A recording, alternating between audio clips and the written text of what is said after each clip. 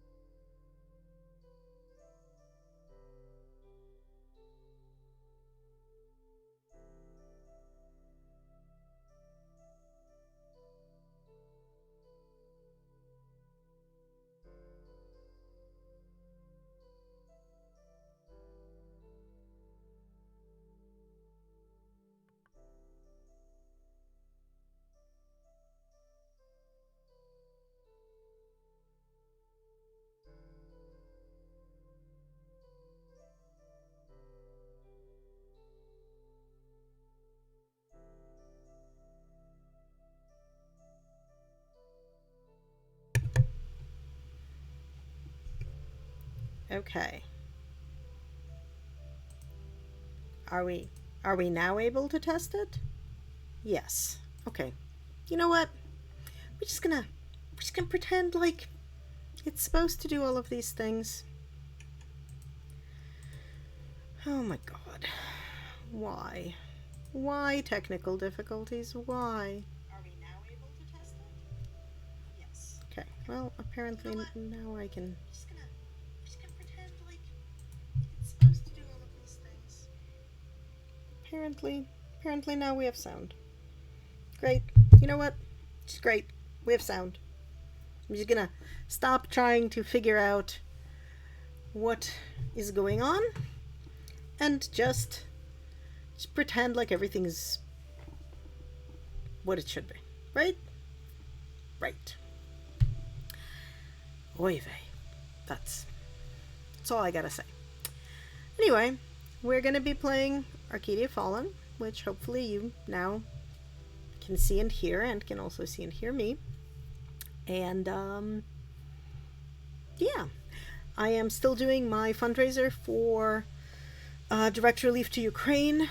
It's an organization that works with the Ukrainian Ministry of Health to gather field medicine backpacks to send over there. And we're trying to reach our $600 goal so that Streamlabs will double it for us. So please donate. There are a couple of various donation reward tiers, and you can make me do a bunch of things that are somewhat embarrassing on stream. And yeah, other than that, we're gonna play this game and I guess drop this dude's house. Ooh, let's talk to Caden. He's new.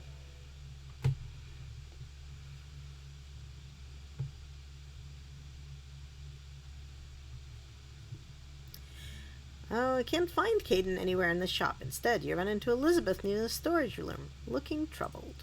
Welcome back. Ah, Anna, there you are. Do you have a moment? I just forced our newest guest back to bed so he could rest properly. He was exhausted, even if he hid it well. It's clear his stay at Goldner's wasn't far from pleasant, and his run-in with Ronan wasn't much better. I have the recipe ready for a potion that might help him recover faster. Can you be a dear and go make it for me and give it to him? Oh. I'll do it. Thank you, dear. I've written down the recipe here. Let's try to do alchemy. Alright.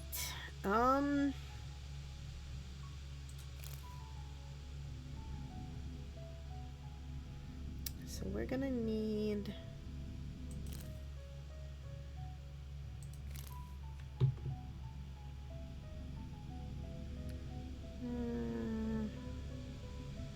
at least one of these. And probably...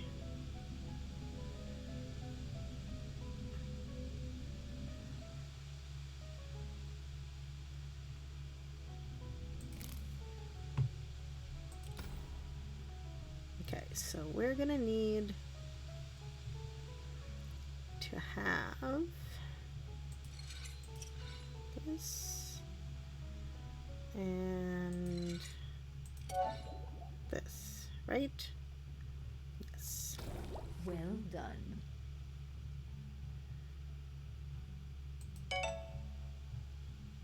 Go us.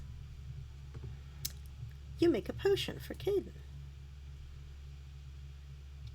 You enter the storage room that has been hastily rearranged into an extra guest room. There are no windows, and the walls are lined with shelves. It's easy to make out the glowing lines of Caden's arm in the dark. The cot he's sleeping in is a far cry from a proper bed, but by the look of how he's snoring away quietly, it smiles better than whatever condition Goldner had kept him in. Let's not wake him up. He is tired. You sneak quietly into the room and move to put the potion by a shelf near his head when a hand suddenly shoots out and grabs yours. What the? Who are... Arg! Caden sits up disoriented, his iron grip on your wrist not loosening. Let's be concerned. You ignore the sting in your wrist and lean in closer to observe him. Are you okay? Hey, are you okay there? You shouldn't get up so quickly. You'll just hurt yourself. Your gentle tone seems to calm the disoriented patient some, and you sigh in relief when he loosens his grip on your wrist. My apologies. I seem to have, I didn't see you come in. I'm just still not used to you people being so dark.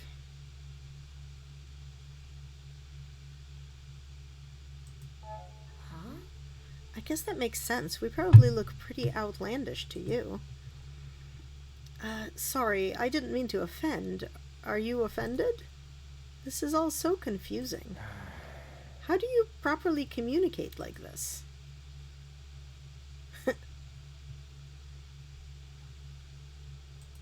You see... We don't usually have cool conversations in the dark like this, which helps. That actually makes a lot of sense.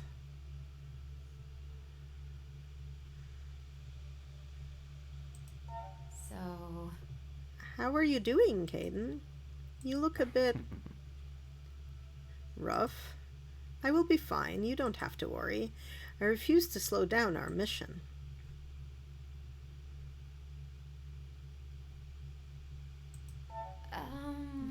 Please don't push yourself. We'll be fine even if you take the time to recover properly. You say that, but never mind. Tell me about... I've never met an Outlander before. These markings of yours, just what are they? The markings are veins of magic that run through my body. My people are all born with them. They're as natural to me as your face is to you. Really? Wait, they're magic? Does that mean you're a mage? Well, I've never studied the art of magic, but all Outlanders are capable of using it to some extent. Like the ritual, well, no reason to dwell on that. What do you mean? You mentioned that I was difficult to understand because I don't have markings. How does that work exactly? Do you talk with your markings? how does this... That's a bit difficult to explain. The magic in our skin reacts to bursts of emotions. Some might be able to stifle the reaction, but to most, it's an automatic response beyond our control. These visible cues, therefore, give a clear indication of the Outlander's state of mind. We use them to read each other, especially in the dark, where body language is, well, not available. So... I've brought you a potion to help you recover faster. You hand over the potion, and Caden observes the thick liquid curiously. You are an alchemist? How curious. I've never seen alchemy used in practice before.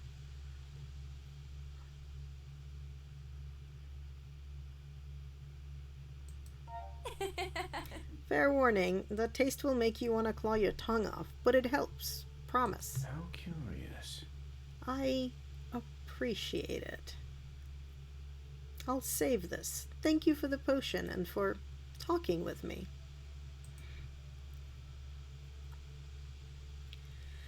Between you and Elizabeth's watchful eyes, I'm sure I'll be back in good spirits before we make our attempt at getting the artifact back.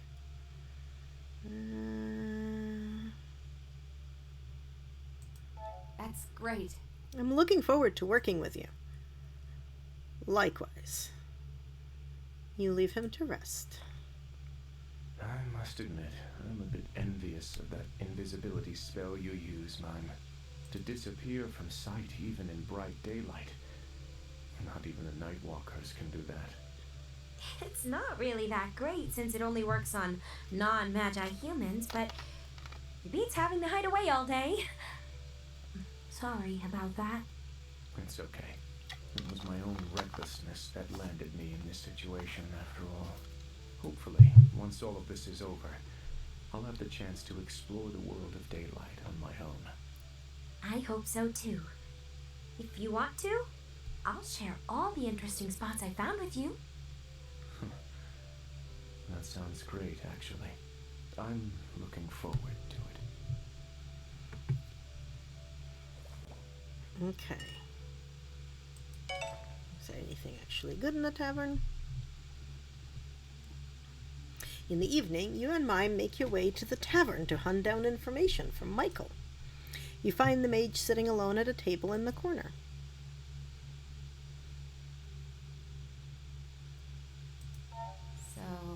So, we're here. What's the plan? It's quite simple, and mostly involves sitting and waiting. Many of the town's residents frequent this place after hours to complain and drink their sorrows away. Mime. It does seem kinda crowded in here. Michael. I've noticed those working for the Goldner fellows seem to have more quarrels to drink away than others, so let's try and listen in, see if we can learn a thing or two.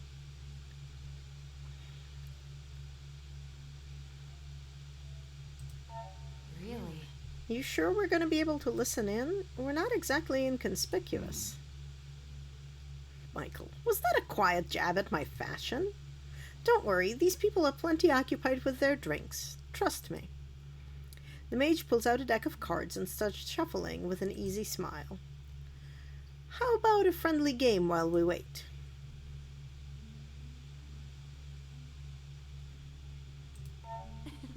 I don't know what you're getting yourself into there, Michael. Better keep your coin close. Oh, this'll be good. Ah, confidence, eh? Excellent. Let's have a match, then. Michael deals the cards, and Mime sits off to the side, watching you two curiously as you play. As the light dims outside, more and more patrons make their way into the tavern, but none seem to be Goldner's men so far. You put down your first card, and Mime leans in over your shoulder to get a closer look. How pretty! Are all the cards painted like this? Michael. Indeed, I got this deck from an artist in Eridas as a reward for... well, that's another story entirely. They're quite spectacular. I especially like his careful attention to the symbolic meaning behind each card. Mime. Huh. There's a meaning to it? Isn't it just a picture of a coin? Let's see. Michael. Once upon a time, humans believed cards like these held magical properties. They would read the meaning behind the cards and take it as a sign of divination. Such things are illegal now, of course, so the symbols that were once commonly known and are largely forgotten. Just one more thing the Empire has destroyed. Mime. Not all humans are like that, though. I bet Anna knows some of the meanings. She's really smart, after all. I'm not so sure about this. Mime. I'm not really sure You're the best. Mime, don't put yourself down like that. You're possibly the smartest human I know. Michael. How many humans do you know, Mime? Mime. That's besides the point. Michael. If you say so. Oh, let's see.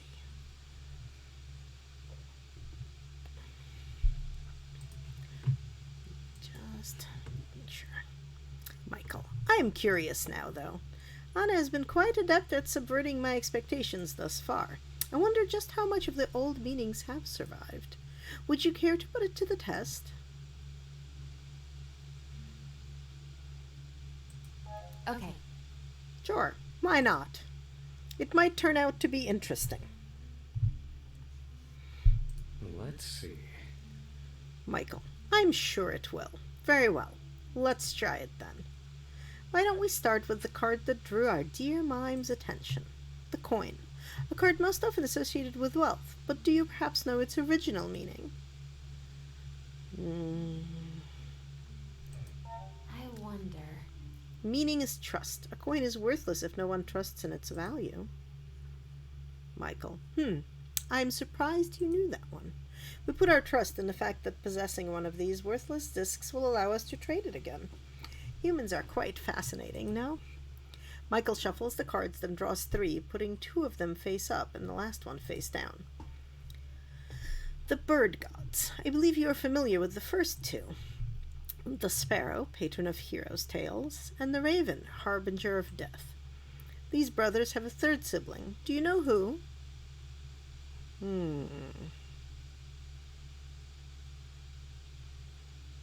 Hero's tale, death. Actually, It's the nightingale, isn't it? Sure thing. Michael. The correct answer. For someone who isn't supposed to know about the old religion, you're quite good at this. I wonder if he's saying I'm correct no matter what I say, because I am guessing. The nightingale is my favorite of the bird gods, the patron of storytellers, so feared that even the Empire doesn't dare mess with bards and performers working under his banner. Michael deals another hand and hums to himself, picking out one card and placing it down face up. Michael. How curious. Mime. Who? Mime moves to peer over Michael's shoulder, her golden eyes wide as she takes in the tall humanoid creature with a deer skull for a head. Who's this? Ooh. So, He's the father of the forest. One of the gods of the old Well, religion. I'll be damned. Michael. That's right. Despite his frightening appearance, he is said he's a gentle god. A steward of the creatures in the woods. What is it, Mime? Do you like this card? You see, Mime, it's difficult to explain, but I just feel sort of sad looking at this. But also happy? This is so strange. Here. Michael. Well, if you like it that much, you can keep it for now. Well, I'll be damned. Our game has concluded after all, and I must admit defeat. You have proven to be quite proficient at this.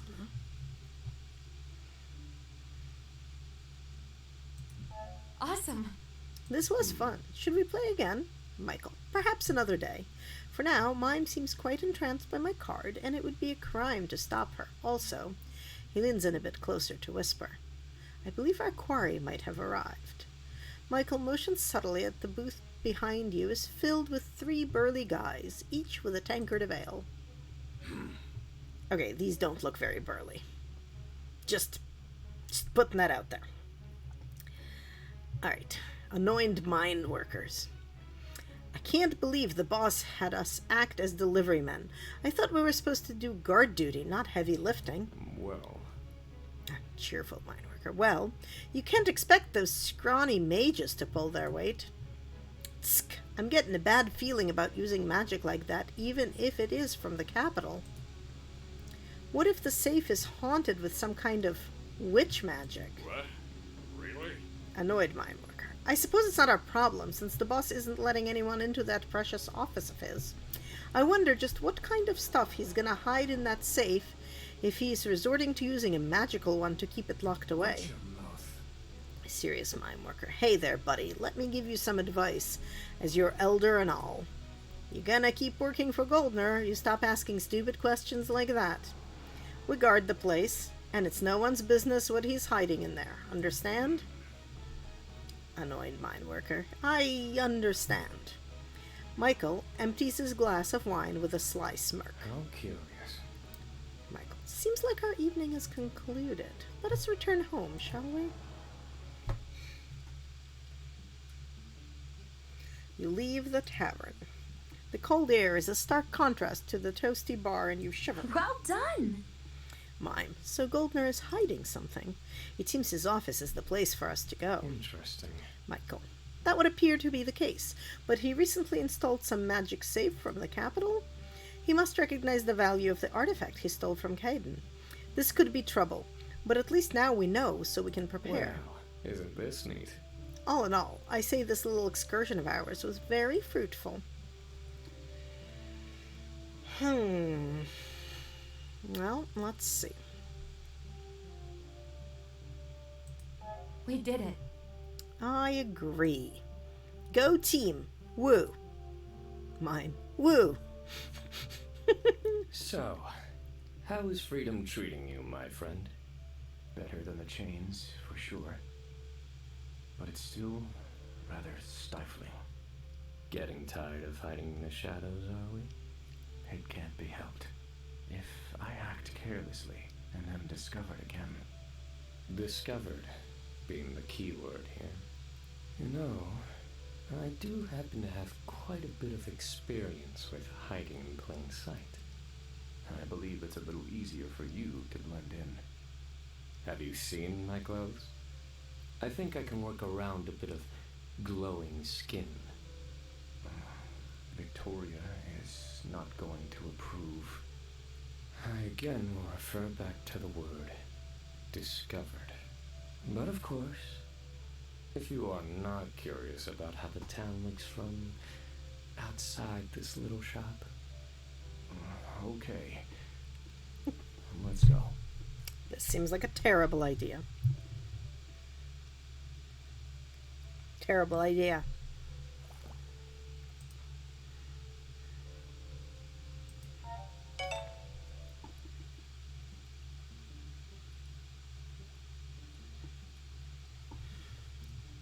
You find Caden standing by the window of the shop, looking out at the people walking past.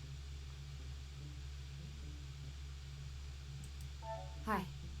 Hey, Caden, how are you doing? Thank you. I'm alive and grateful for that, but this was not how I imagined things would go when I left my home weeks ago. I'm still shocked, honestly, that a problem this simple would be this difficult to solve.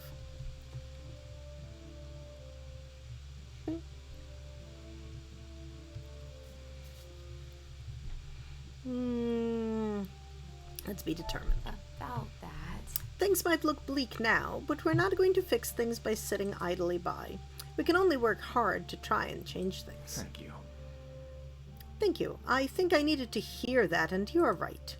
Caden returns his gaze to the outside, lightly tracing up to tap his fingers against the I've glass. spent the entirety of my life in my home in the mountains.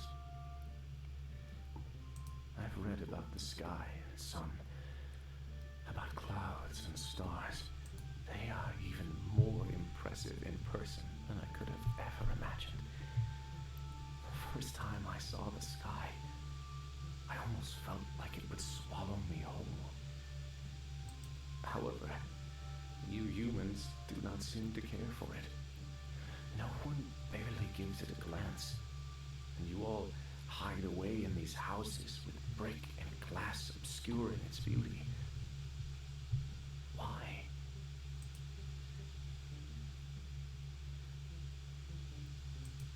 Well, The short answer is that it's practical. Shelter is needed to stay safe. The world may be beautiful, but it's not without its challenges. Caden, that is true of anywhere, I suppose. I guess the novelty wears off when this is the environment you grew up in. Perhaps you would feel the same were you to come visit my home in the deep underground. If that's true, then the only way to experience this wonder is to travel to someplace new.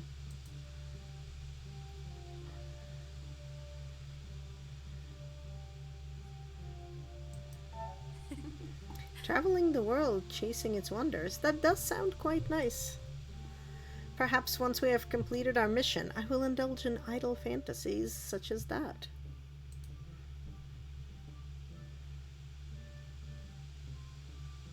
It's asking a bunch of questions. Could you tell me about the Outlands? No. Caden, well, first of all, we don't call them the Outlands, much like we don't call ourselves Outlanders. The mountain region of the west, to the west that we call home, is called the Dragheim, home of the dragons. My people are the Ijoma, and we call your people the Dags. We're a reserved people, proud, rarely straying from the mountains we call home. There's no need to. The ground beneath the mountains is rich.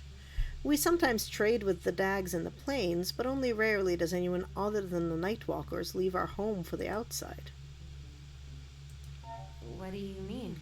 You call us Dags. What does that mean? Actually, Some believe it's an abbreviation of day people. The Ijoma are the light people, and the Himin up north are the sky people. All three are people, or humans, which makes it rather confusing to us when you Dags use human to refer to yourself. I wonder. How can we all be humans, though, when we're different races? actually, Caden, it's also only the Dags who believe that. Both the Ijoma and the Himin hold records that our three people were once the same, the humans, though that was a long, long time ago.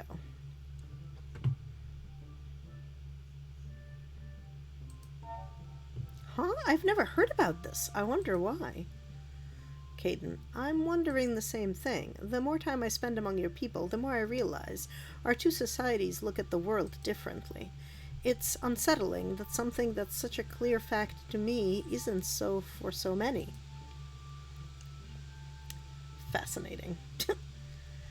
Let's see. Huh? Who are the Himen? Well, Caden. I doubt you've ever met one. Few have. They are a people living in the mountains far to the north. They used to travel quite a lot, trading with the old Dag kingdoms.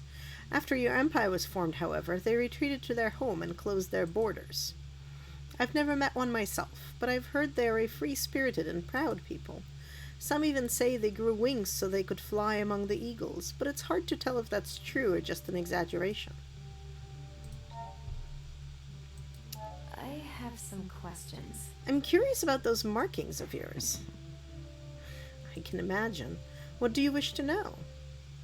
So, I'm wondering about the colors. Yours seems to be blue mainly, but sometimes they shift. Is that how it works for all of you? actually, Caton. Ah, well, the change happens to all of us, at least those who can't control their emotions. The base colors vary, though. Blue is one of the more common ones. huh? Does the base color mean anything? well, Caton. Some believe so. There's a prevalent superstition among some of my people that certain skills and personality traits can be attributed to our resting hue. Those with red hues are more aggressive. Green makes for better leaders, yellow a light-hearted, that sort of thing.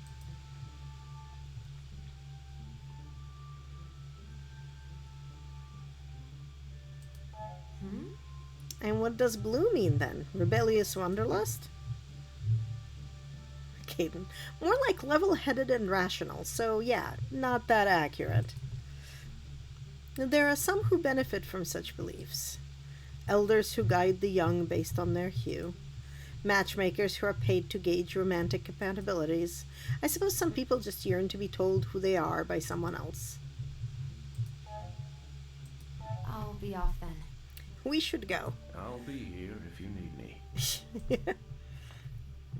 Here you are, Mime. This is a sweet roll? But why? I noticed you were shooting the baking stall along in glances earlier. Given you can't actually reveal yourself, I figured I could swipe it for you. Thank you so much. You're so kind. Wait, you did pay for this, right? Well, you can't expect me to do more than one good deed in a day, can you? Michael? Okay.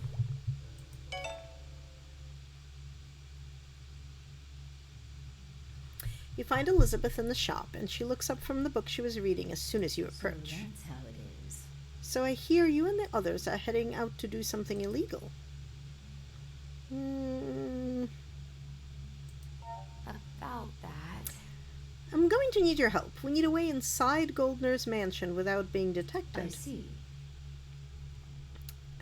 Elizabeth, that's my understanding, yes. Very well. I may have something you can use. There's a highly secret recipe of mine. We don't sell this in the shop. A potion of invisibility. I was wondering if the old brain could remember this, but I managed to note it all down. The potion allows the one consuming it to pass by unnoticed for about an hour. Goldner's goons won't notice a thing.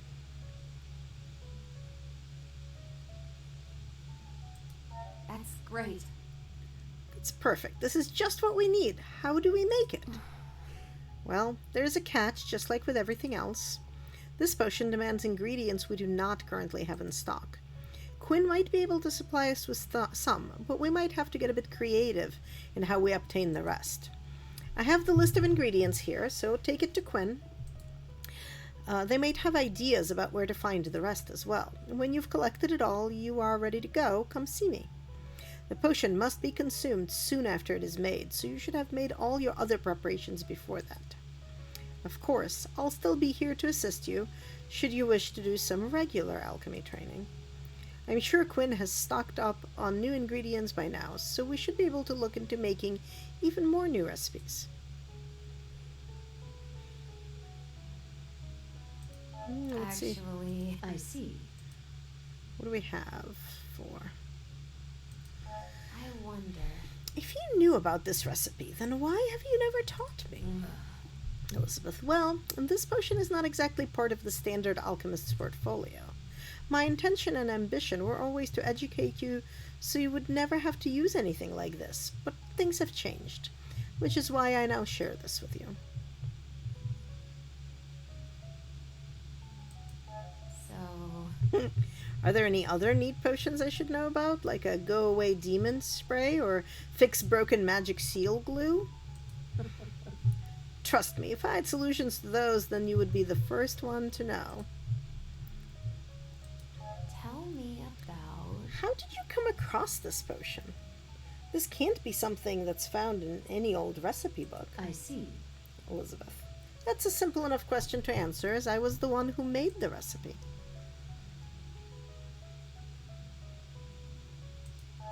Really? Wait, you made this potion? Elizabeth, that's right. Alchemy, at least the kind practiced in the Empire, is not as ancient as you might think. I must have been around your age when the first whispers of spirit alchemy began circulating.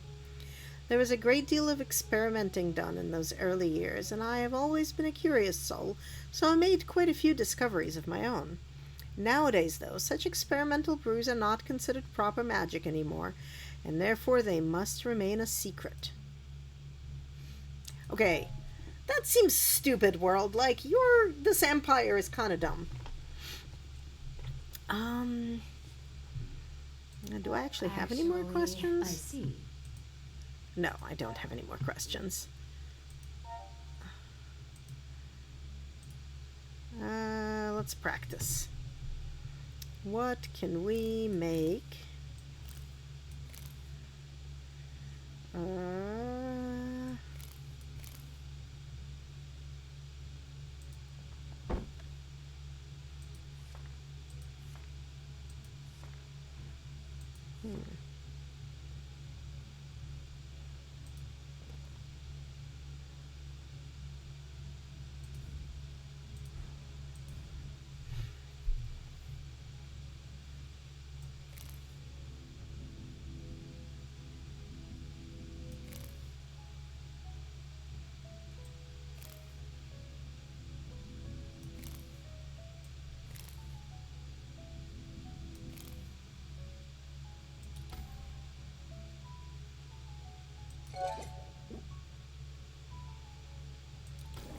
Well done! Yay, I got both stars.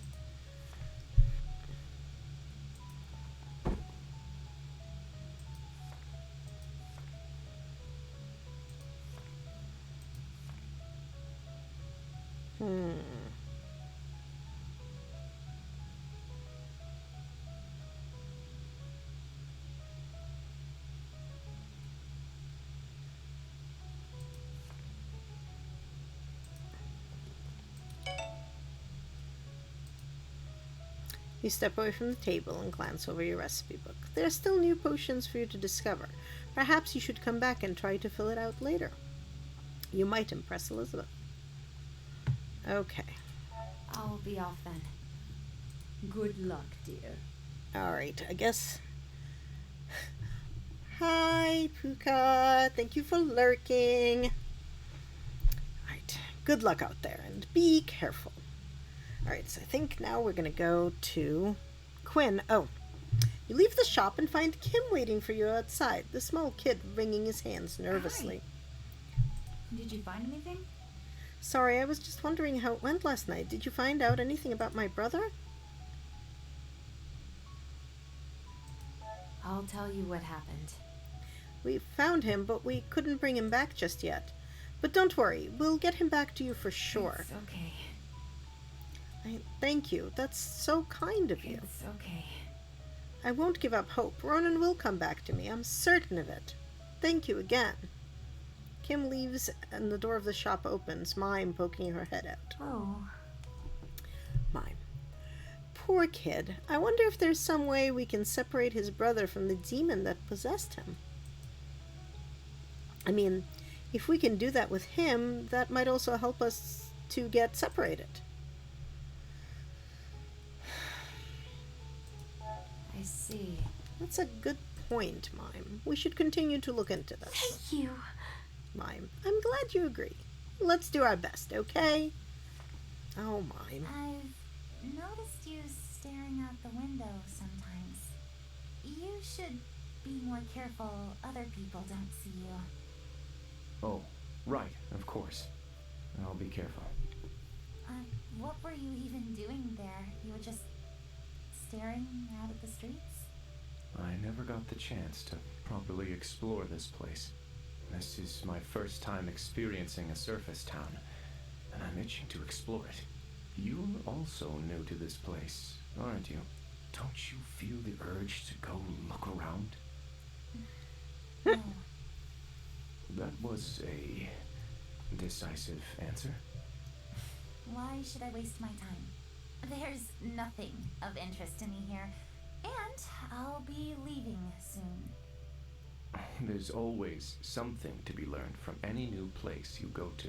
Walking amongst the townsfolk might give you a new perspective of them. No, it won't. I wonder what happened to you, Anne. Nothing good.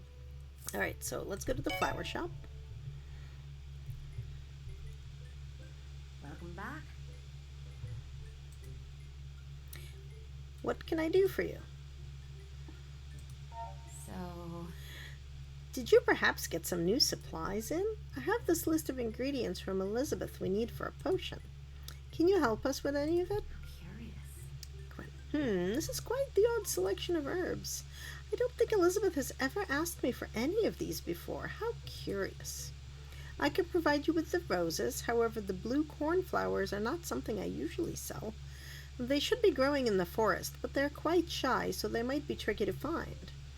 Maybe there's someone around who knows the forest well, who can help you out. I'll be off then.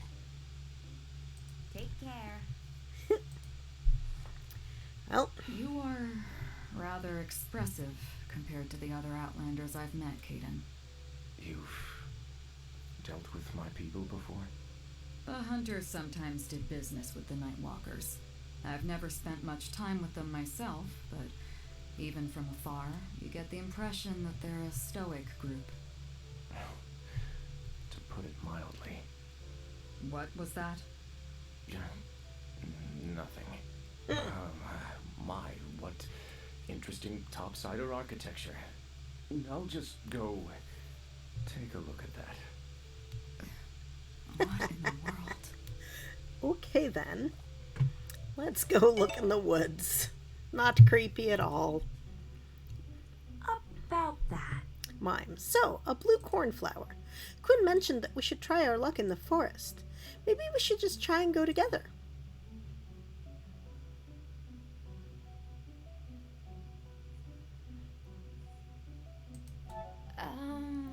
Will you be okay?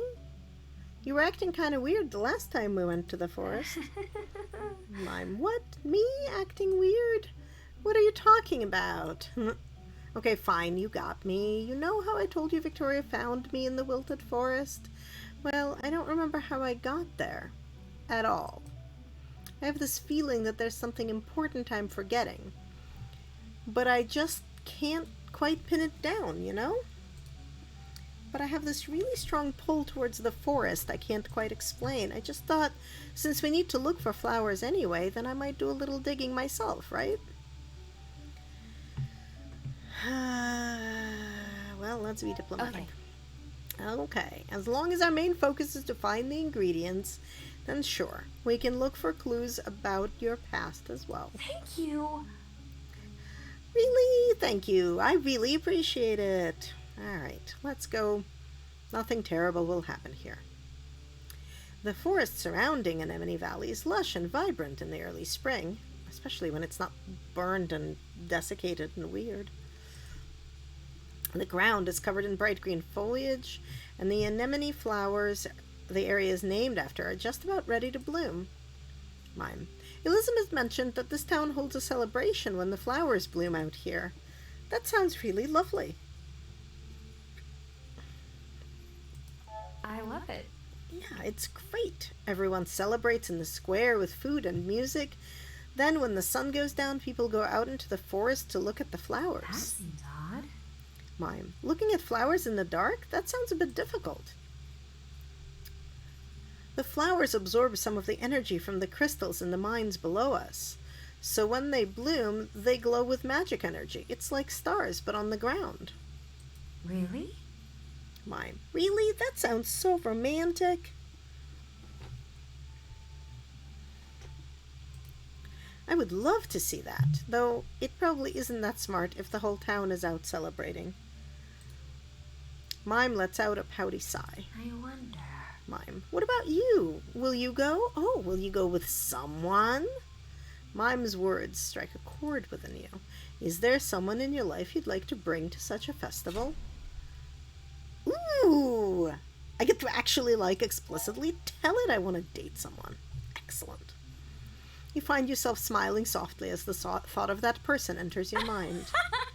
Mime. What? You're smiling. So there really is someone you like. Oh no. What?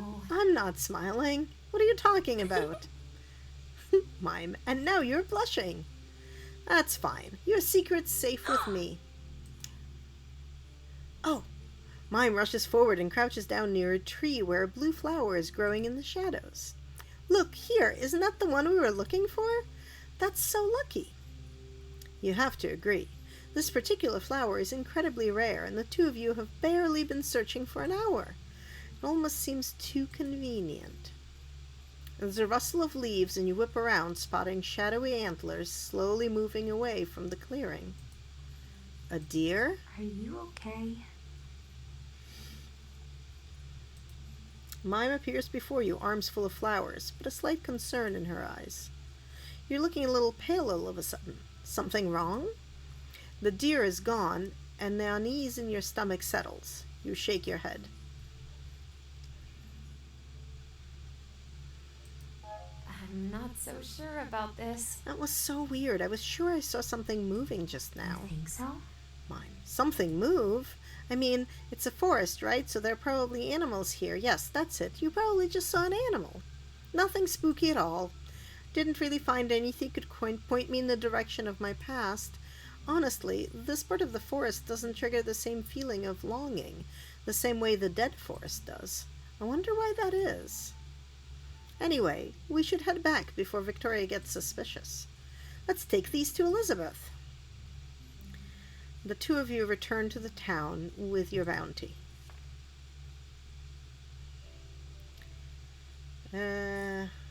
Victoria's in the market. Let's go through the market. You find Victoria near the town square, and she isn't alone. Please help me. I beg you, ma'am, please help me. You're a hunter, are you not? I recognize the sword you're carrying. No. Victoria, I'm sorry, I cannot help you.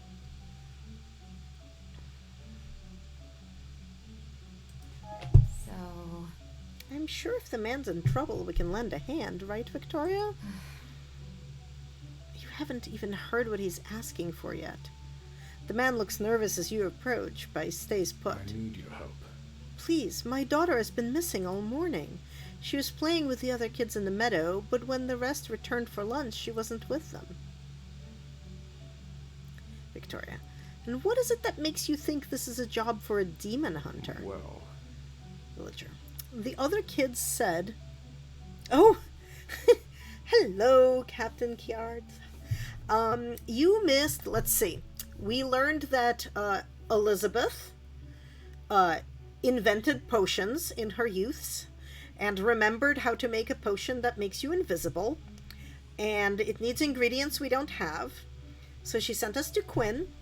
And Quinn has some of the ingredients, but then told us that some of the other ingredients are blue cornflowers that exist in the woods, but that are hard to find.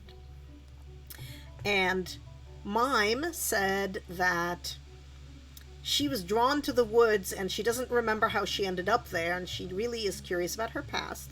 So the two of you went to the woods, and just as you were talking about whether or not our alchemist here had a crush on somebody, The blue flowers appeared, and you gathered them, but that was a little bit suspicious since they're supposed to be super rare. And our alchemist thought that she saw like a deer head retreating in the woods. Oh, yes, and before that, sorry, I cannot do this in order apparently.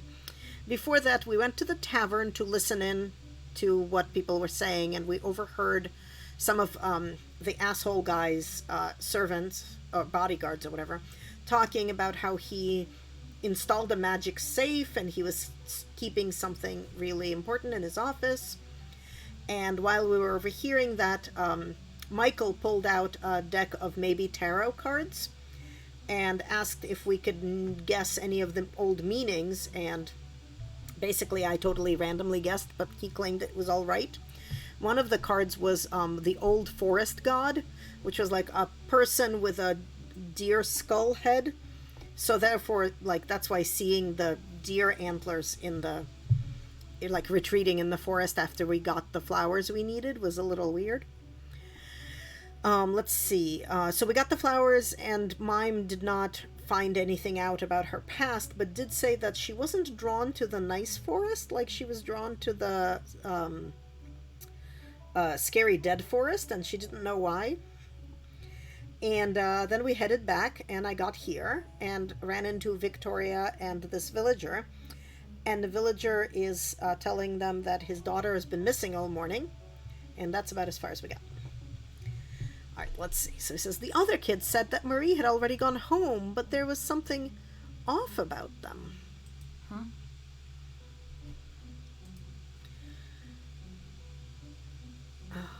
Off? Villager. Like, there was something that they weren't telling me, as if something had scared them. Victoria. Why would they lie to you? You see. Villager. I brought Marie with me to this town to work in the mines years ago, where we're still considered outsiders. People out here can't understand why someone born and bred in Eridos would have to travel to the boonies to look for work. They don't get that someone like me without any name or fancy education is about as welcome on the posh streets of the capital as mages are out here. Villager. I took us here to give Marie a better life, a simpler life. How did it go so wrong? Well, you have magic minds that are like releasing demons, that's how. All right.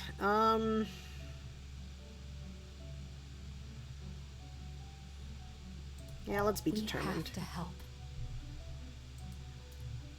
It's the right thing to do. Victoria, is it really?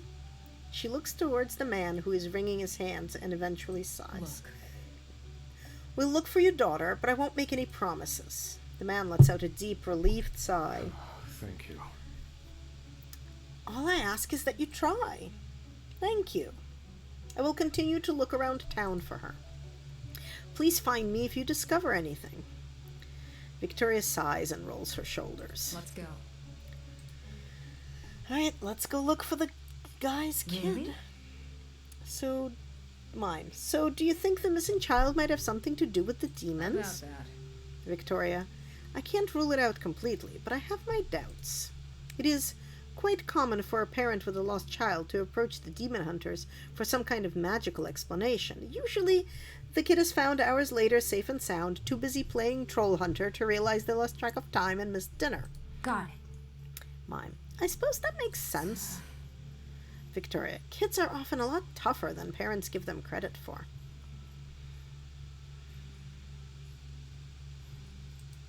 Well, Let's hope it's just a bad case of losing track of time.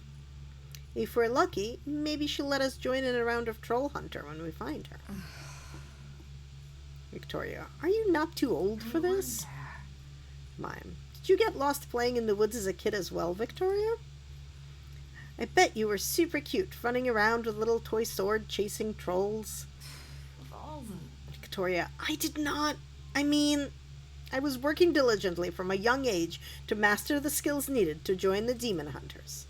That, of course, includes sword training, among other... Mime. That all sounds like playing to me. I am not getting paid enough for this.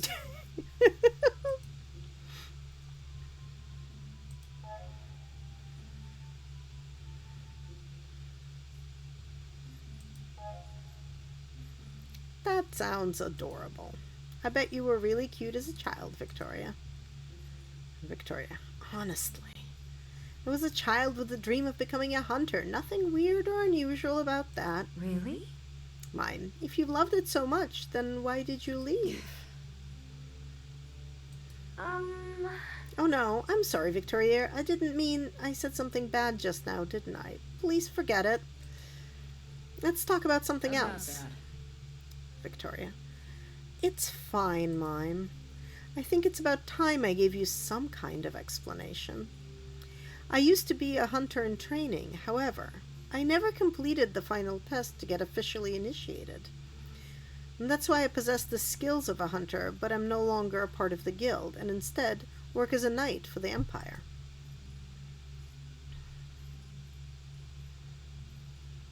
I wonder. What happened? You seem like someone who's always excelling in all you do. It's hard to imagine you failing at anything. Victoria. What happened isn't important.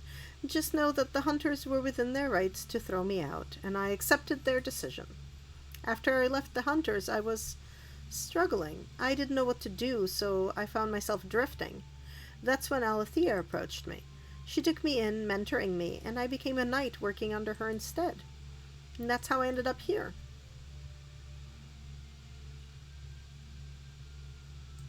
That sounds nice.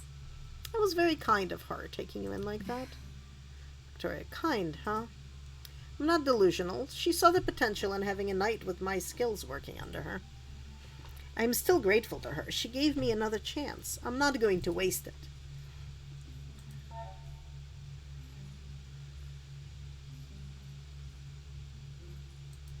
I'm glad. I'm glad you had someone in your life who could help you out like this. And hey, you and I got to meet because of her. That's pretty amazing as well, right? Victoria blinks down at you, and you could swear you see her cheeks turn red before she turns away. Aww. Victoria. What is this nonsense you're talking about now? Come on, we had better get back to work instead of wasting time here. You continue your trek through the woods, finding no sign of the lost child. The meadow is blooming with the spring flowers. Leaves dance in the slight breeze to the hum of bumblebees. Your eyes look across the sea of colors, and finally you spot a mess of curly red hair. Huh? Well done! Mime. Oh, there she is. You were right, Victoria. Victoria, careful. She is not alone. Who are you? Hi. Hi there, Marie. Are you okay? Your dad sent us to find you. He's quite worried. Well, I'm fine. Daddy sent you? Is he mad? I know I should have gone home earlier, but my friend said I couldn't leave yet. Victoria, your friend? From behind the girl's hair, a small glowing creature steps out. whoa! A fairy! What is it doing out here? Nothing good, that's for sure. Careful, Marie. Step away from that thing. Marie, what are you doing? Don't hurt him. He's my friend. Okay. What do you mean? You say he's your friend? Well, His name is Wispy, and he's my best friend. He scared away the mean kids and played with me all day. But now he doesn't want me to leave. He says it's bad back in town. Really? That's a fairy? I thought those were supposed to be extinct. About that. Seeing them these days is incredibly rare. They tend to avoid humans at all costs. This one must have gotten lost or have been lured here by something. Tell me about... Mean kids? Are you talking about the other kids from town? easy. Marie.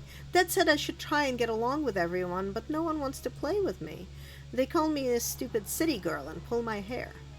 One of the big boys said he wanted to cut my braid, and I got really scared. But then Wispy showed up and scared them all off. Victoria. The fairy must have been curious about the kids playing and then taken a shine to this one. This is bad. Fairies are obsessive creatures. If we don't destroy it, it will never let the child go. You think so? It seems like he just wants to keep Marie safe from the bullies. Maybe if we talk to him, we can convince him that she will be safe with her father. No. Victoria, I don't really think the fairy is willing to believe a human. Maybe, but. Maybe, but maybe I can convince him. So. Anyone got any bright ideas on how to fix this? This is the plan. Victoria, if you can create some kind of distraction with your alchemy, then I'll deal with the fairy. This seems like a stupid idea. Fairy, you will do no such thing, human. You'll jump when the voice, though not truly a voice, more like a feeling vibrated through your being, entering your mind. You will leave now. This child is mine. I am not letting her go. Marie, Wispy, stop it. You're scaring me. Victoria. Anna. Mime. Wait, let me talk to him first. Maybe we can sort this out without anyone getting hurt. Yeah, let. Okay. Okay, Mime. We're counting on you. Thank you. Okay, I'll do it. Be careful. Hello. Okay, Mr. Wispy, sir? Tell me why you won't let the child return home to her father, please? She is my child now. I will be the one to protect her. She stays with me. But don't you think she'll be safer with her family? Human children are not made to survive in the forest. She's safer here. The human village has been tainted. We must all flee or be swallowed by the I nightmares. see. Victoria, is he talking about the demons? I am human. Your kind has dug too deep, and now you reap what you sow.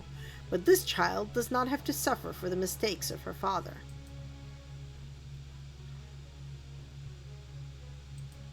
Hear me out. It's true, humans have done some really stupid things, really. But we're trying to fix it. Me and the humans together are working to put things right. You? Who are you? You carry the mark of the forest on you, yet you help the humans. Why? About that. Mine. Because I believe they're trying really hard to fix things, and I want to help them succeed. Tsk, you reek of human magic. To think a child of the king would stoop so low as to bind herself to a human. Huh? The king? What are you talking about? Fairy. There's nothing left for me to say to a traitor. The fairy suddenly flares red, its face drawn into a demonic snarl. The fairy flies at Mime, but Victoria quickly steps in front of her. She doesn't have time to properly reach up and guard, so the fairy cuts into her hand with the claw-like fingers, drawing blood. Busted. She throws the creature off, and with a swift swing of her enchanted sword, cuts through it. It disappears in a cloud of sparkly smoke. There's a moment of silence, then Victoria sheaths her blade. Tell me. Mime, are you all right? Everything's just Mime. too much. Victoria, I'm so sorry. Oh no, your hand.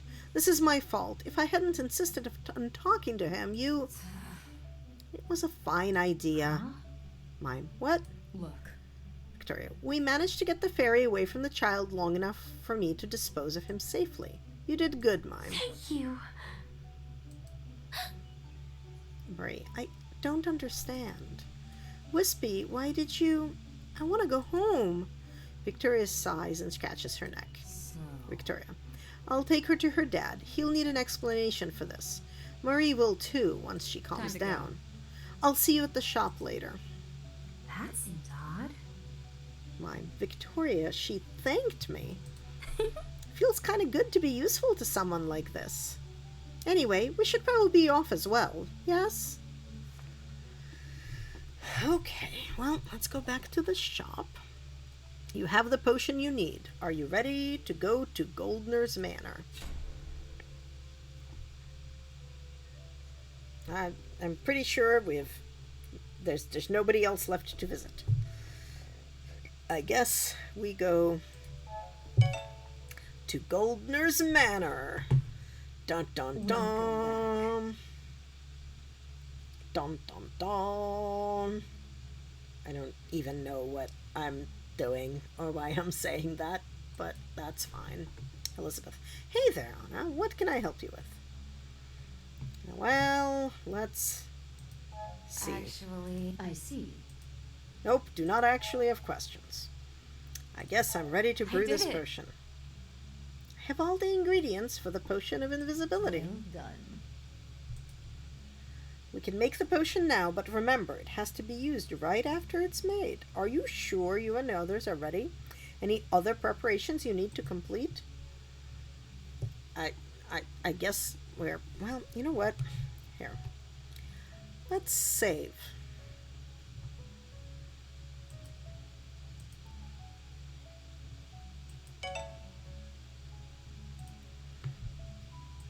I'll do it. All right.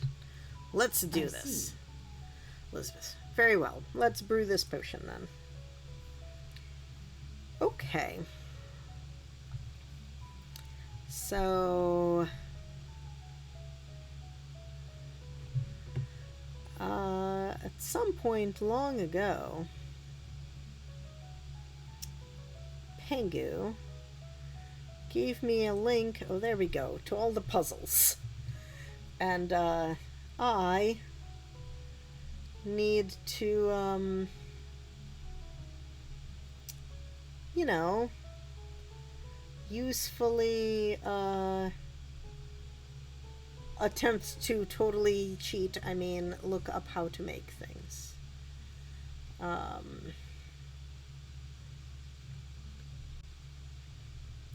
let's see. Nope, it's not in there. Well then, I guess we don't get to cheat.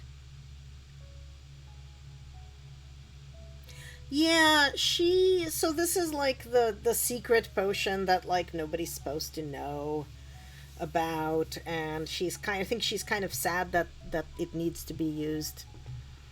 All right, so let's see. What okay, so Careful when you add that. okay. Mixture will explode if a volatile ingredient comes into contact with another volatile or identical ingredient. Okay.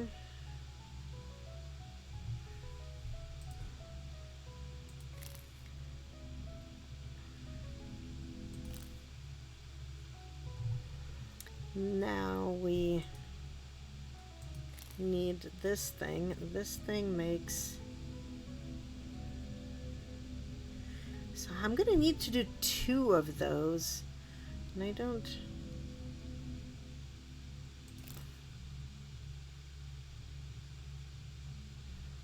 Okay.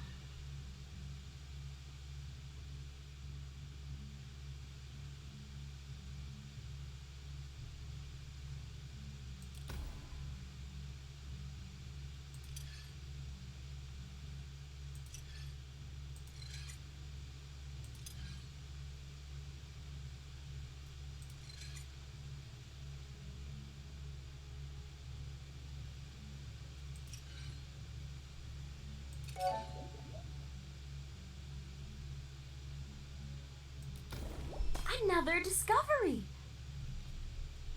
I have made the potion of invisibility.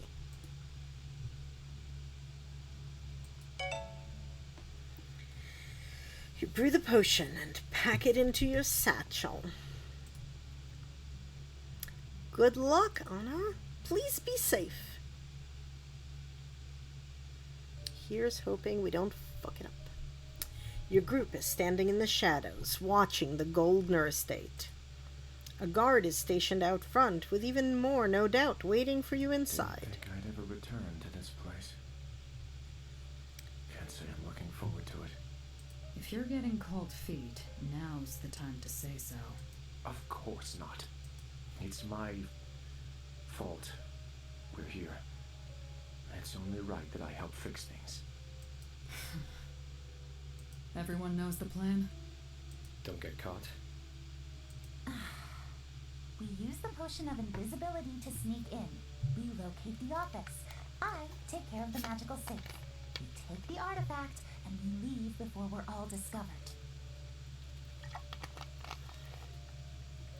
Thank you, Anne. Somehow, I don't think it's gonna go to plan. Like, I could be wrong, but I don't think it's gonna go to plan.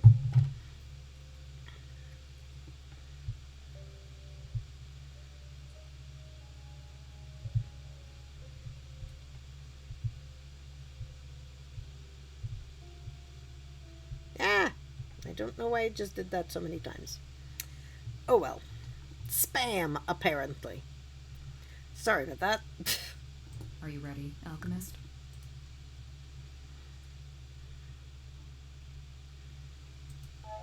Let's do this. Is it. You drink the potion and watch in amazement as the group before you slowly fades away and disappears, leaving a ghostly outline. How does this... Well, this is unnerving, to say the least. Look, Victoria, careful not to make any sounds as we move. let's go, everyone. You all sneak past the guard, holding your breath, and quietly enter the estate. Oh, hey. As soon as you make... Yeah, I guess they're sort of a little bit transparent. As soon as you make it through the entrance, your eyes are assaulted by glaring splashes of gold, red, and purple. The entrance hall is lavishly decorated with fine furniture and extravagant art pieces, like its very purpose is not to greet guests, but to be a showroom for displaying the owner's wealth. Wow. This place is... wow. Miss Goldner's tastes are rather gaudy, no? You think? The colors kind of remind me of your coat. Ouch.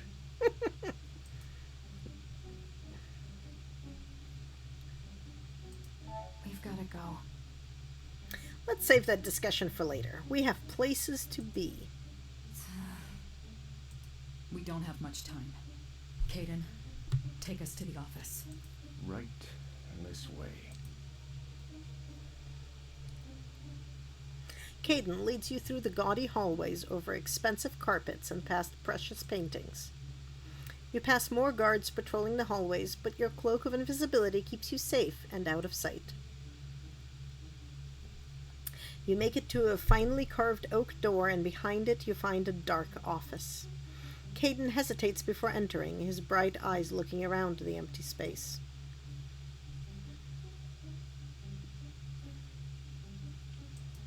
Are you okay? I'm fine. It's odd being back in this space.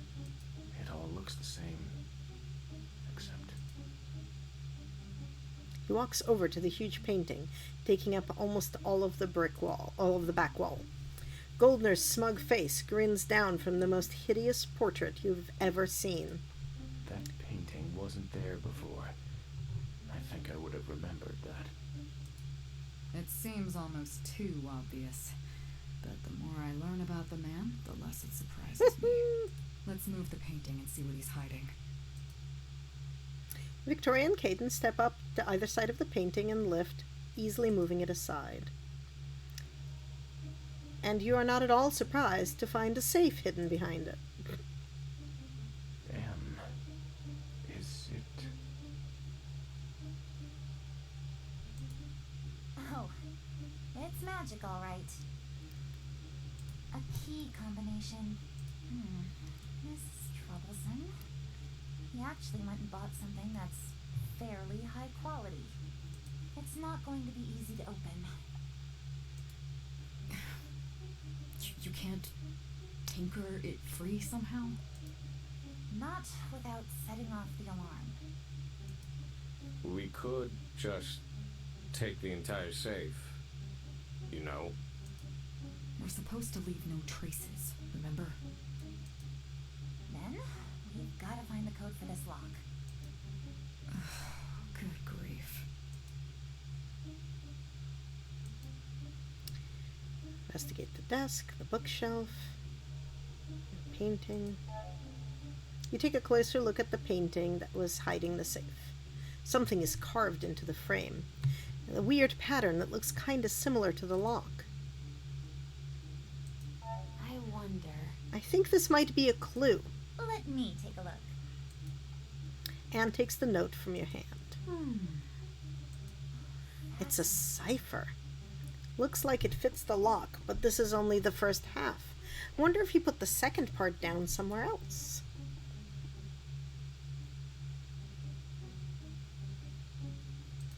About that. There was a painting similar to this one down in the main foyer. Maybe he wrote it on that one. Huh? Wait, there's no way he would be that stupid, would he? There's only one way to find out. Also, there is totally a way he would be that stupid. We don't have a lot of time left, so we should split up to cover more ground. I'll go and investigate the painting. Caden? I'll come with you. You shouldn't be going alone. Well, we'll see if you can keep up. I'll stay here with the safe, says Anne. Perhaps there's still something to be learned from it. Michael. Then I'll stay by your side and make sure you don't get surprised by a patrolling guard. Ah, hydration. Thank you for the hydration.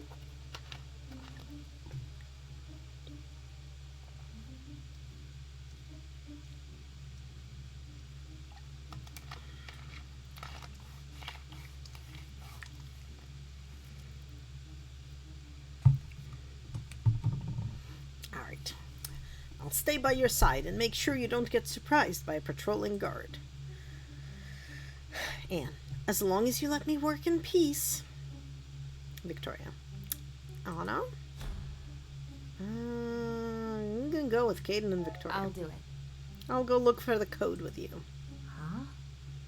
Mime. I'm coming too. Okay. Let's get going then. Michael. Stay safe. You leave the office and make your way back to the main hall. Victoria and Caden move like shadows, gliding down the hall, checking for signs of life. It's quiet. For now. Maybe the guards are asleep? Don't be ridiculous. I wouldn't be surprised. From what I saw while I was held captive, the guards of this place are mostly townsfolk in uniforms. And yet you got captured? Being knocked out by a wayward spell made fighting back rather difficult. Fair, I suppose. You make your way back to the main hall. The painting is still hanging there, Goldner's smug grin smiling at no one in the dark.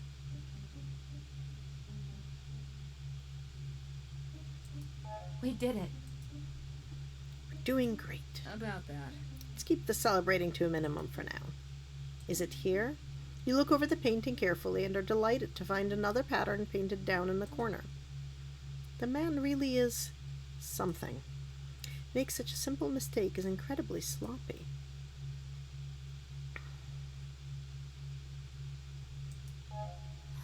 Just arrogant enough to believe no one would notice. I don't understand. How did such a man ever come to possess this kind of power? It is strange. With the next clue fresh in your mind, you turn and begin making your way back. By the time you're close enough to spot the office again, you notice how the shimmer around your hand is fading away. Victoria, we're out of time.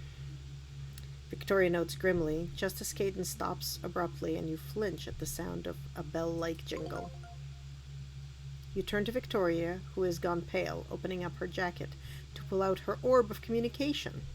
But the sphere is silent. The sound is coming from somewhere else. Who the bloody hell is calling this time of night? You hear shuffling and stomping steps coming towards a door to your right. Victoria and Caden instantly dive for cover. Victoria grabs your wrist and hauls you through the nearest door.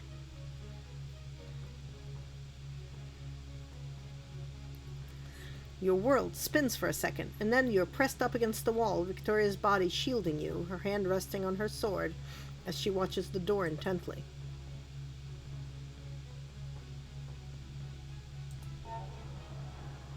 All worlds fail you, and you feel your face burning.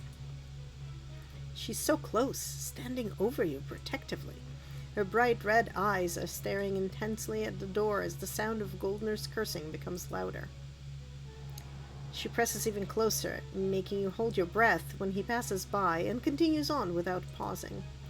Victoria relaxes, but you're still on fire. She turns to look down at you, tilting her head slightly in question. Victoria, you okay?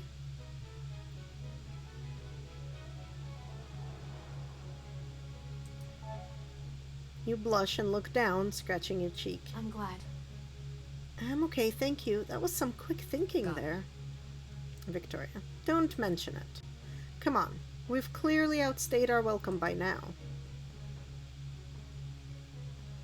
The door to the office is open a few paces away, and Victoria makes a motion for you to follow as she quietly steps closer. Goldner is talking with someone, a glowing projection of a woman wearing the uniform of the Althean Knights. You feel Victoria tense up beside you. How can my complaints have been denied? That might be. Soldier, I did bring the matter to Commander Alethea herself, but the so-called proof of a revolutionary mage conspiracy you provided me with was less than convincing. A shop burned down. The forest dead. Soldier, neither is uncommon as you make them out to be. Not to someone from out of the capitals, after all. You insolent little. In that case. Soldier, in any case, I see no reason to continue this any longer. Contact me if you come across something actually worth investigating. Otherwise, I don't want to hear from you. It was risky enough for me to communicate with you like this. I do not want to keep it up. Wait. Damn it. Gardner looks furious, pounding the desk with his fist, and you notice with a sinking feeling a small strip of blue shift underneath it. Anne.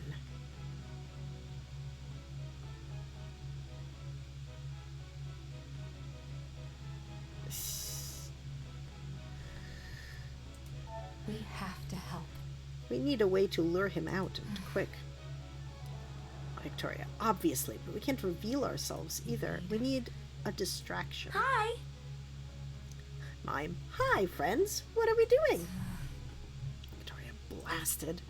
Victorian jumps back and crashes into a small table, and you all watch in absolute horror as the potted plant on top of it tips over and shatters on the floor. Mime. Oops. Goldner. What the? Rushed footsteps are heading your way. Goldner pokes his nose out the door. Goldner. What the? Let me go this instant. A blanket is thrown over Goldner's head, and he is grappled from behind by the rather panicked-looking Caden. Mercy guide us. What are we doing? This is it.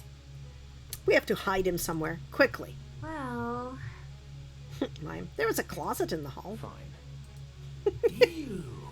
Let go of me, you savages, thieves, murderers. Victoria and Caden hold Goldner down the closet and throw him inside, blocking the door with a dresser. So much for being stealthy. Time to move. The office door slams shut behind you, and Caden makes quick work of locking and blocking it. It's only a matter of time before Goldner's yelling will alert someone else in the mansion. Anne pokes her head out from under the desk, raising a brow at your disheveled state. What happened to you? By the gods. Caden, to put it bluntly, we just shoved Goldner into a closet. We should finish this up now. Victoria looks around, frowning when coming up Michael, short. I swear. Where is Michael? There's a flash of light, and Michael appears in front of the bookcase, grinning like a madman. Everyone, you are not going to believe what we just found. What's going on here? I don't even... I'm not gonna ask. Let's just get this safe open and get out of here before things become difficult. So, You've got the code? How curious. Caden, here. Hurley did just put it down on the other paintings. Such an odd man. Victoria, his arrogance is to our advantage.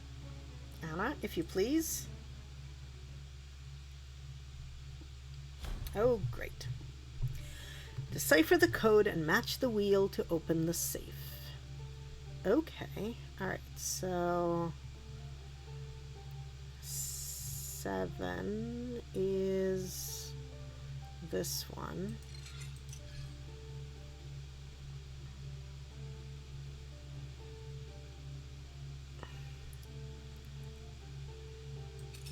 One is this one.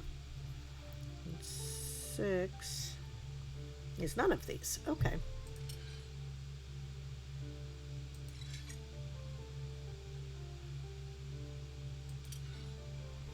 And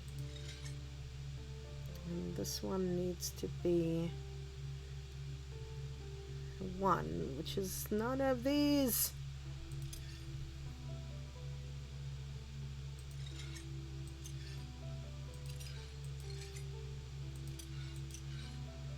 Okay.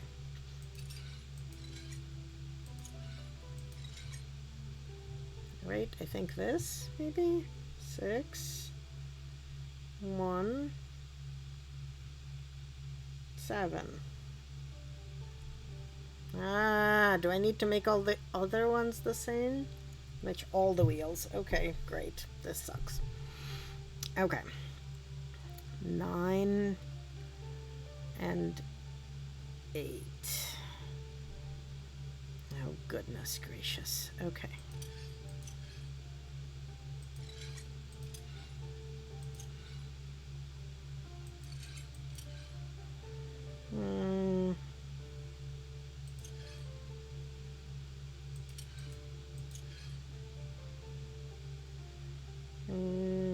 Yeah, and 8 is, so we have 8, 7, and 9 looks like that. Nope. So it should be, this is 8.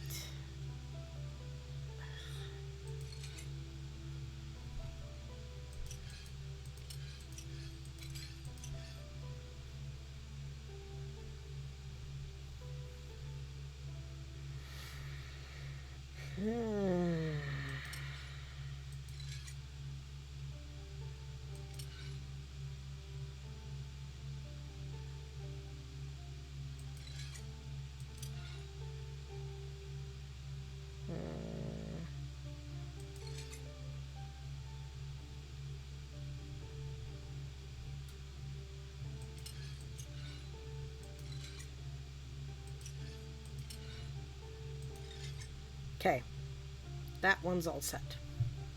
This one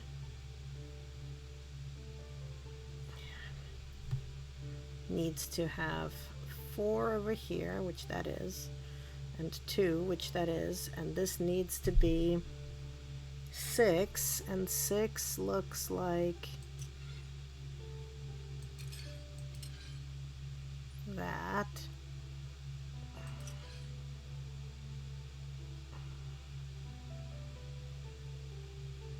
Nope.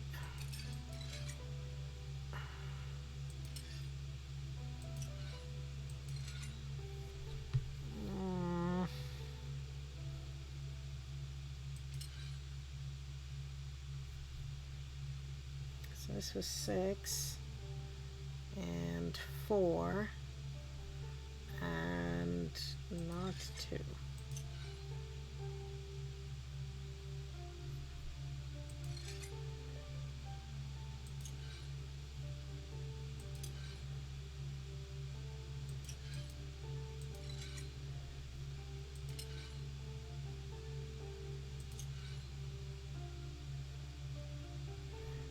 I am so bad at this. Okay. So bad at this. So bad. So bad. Okay. I need this to come back. Okay, so this is 2. 2 in this 2 position. This is not 4. And this is not 6. This is 6. Okay, so I need this to be 4, which is that.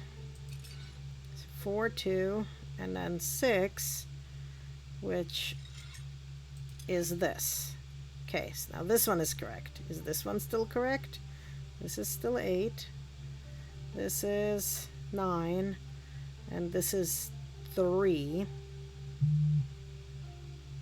That's not right.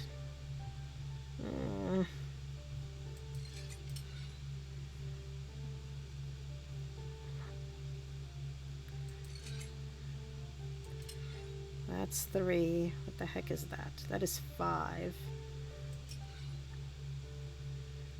And that's 7. This is 6. And this is... Okay, so we need to... No, that's correct. That's 1. That's 3.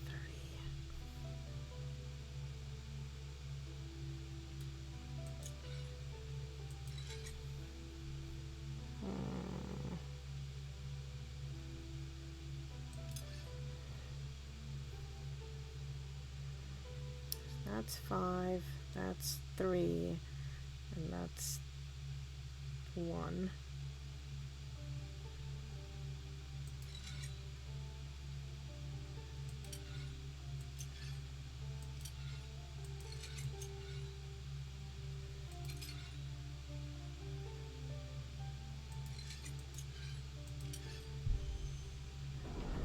Okay. Go me. Inside of the sword, broken in half, made from bone. Caden reaches out with shaking hands and picks up the pieces. It's broken. Oh no. This is bad. How are we going to fix the seal now? The artifact will be no use in its current state, I'm afraid. I don't understand. Thank how this could happen. The dragon's swords are the most powerful artifacts my people have constructed. A simple banishing seal should not be able to shatter one like this. Let me take a look. That is because this is no normal banishing seal. Anne is holding up what appears to be a map that was also locked away in the safe. A map of the mines. Please explain, Anne. Fascinating. Look at the way the ore is structured. This is way too perfect to be an organic occurrence. You say that people used to use places with natural ore for this kind of seal, yes? Well, Right. So, Well, what if it was the other way around? What if someone created an entire network of ore in the region and shaped it into this structure? Victoria, by the 7. actually, If my theory is correct, then this town, the entire valley, is resting upon a giant alchemy locket.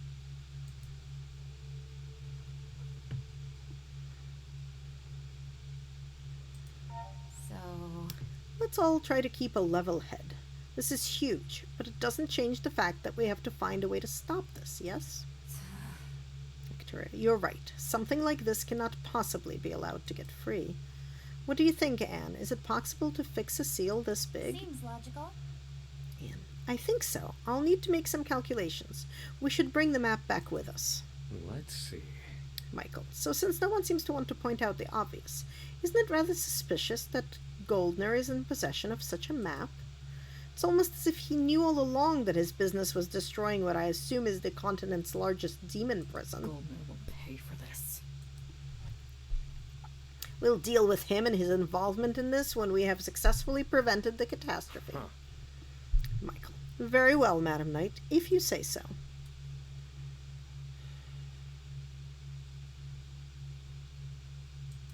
okay. Okay, taking the map seems like the best course of action.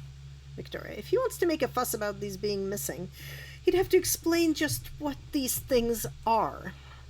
He won't back himself into a corner like that. Now let's get out of here. As she spoke the words, you suddenly hear yelling outside, feet rushing down the hall. Why, you? Thieves! What are you waiting for, you idiots? Break down the door! Anne, we're trapped. Mime. Oh no, what do we do?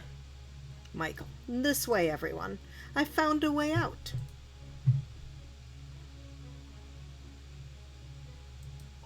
this is it. Lead the way, Michael. Michael, with pleasure. Will this really be okay? Michael walks back over to the wall, holding up his hands as something begins to glow. A sigil of some sort. That seems odd. Anne, what's that? I think I've seen that symbol before. Michael, it's an illusion, hiding quite a little secret. Michael touches the symbol, and the entire wall gives way, opening up to reveal a stone staircase leading down. Anne, what in the world? This is... Caden, why would there be something like that here? Someone crashes into the door, and the hinges creak ominously.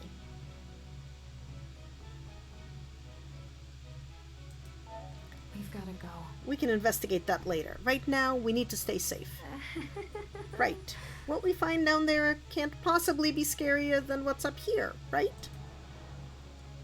There's a flash of light, and you're all dragged forward into the bookcase.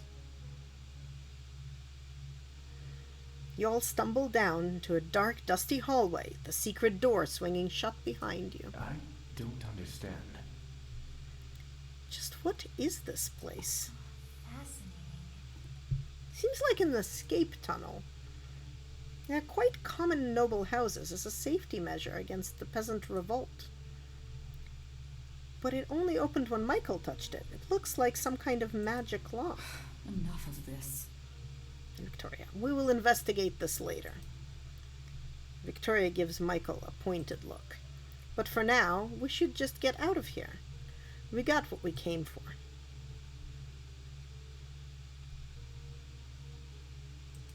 Okay.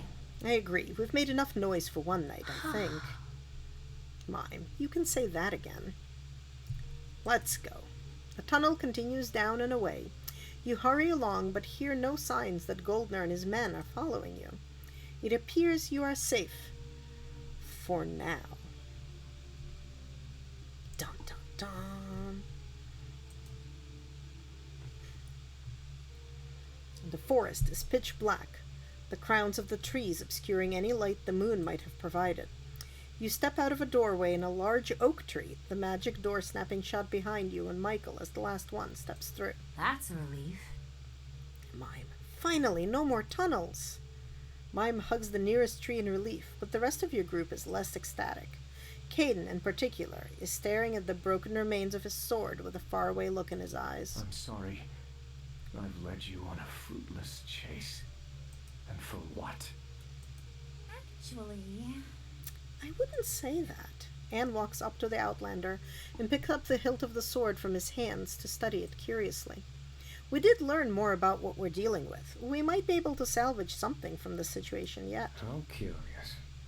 Michael, it's uncharacteristically optimistic of you, Anne. Are you sure you're not just saying that so you can tinker away at Caden's broken sword? can't believe this. Anne, that's not... It's merely professional curiosity and nothing else. Victoria, good grief.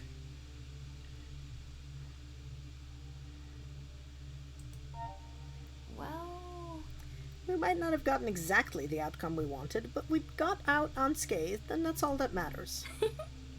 Mime, Anna's right. Even if it wasn't exactly a smooth heist, we just broke into a mansion together. I say we did pretty awesome, all things considered.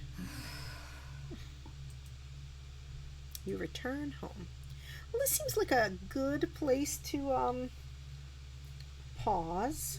So, I called you all here to talk about what I've discovered. Okay, let's save.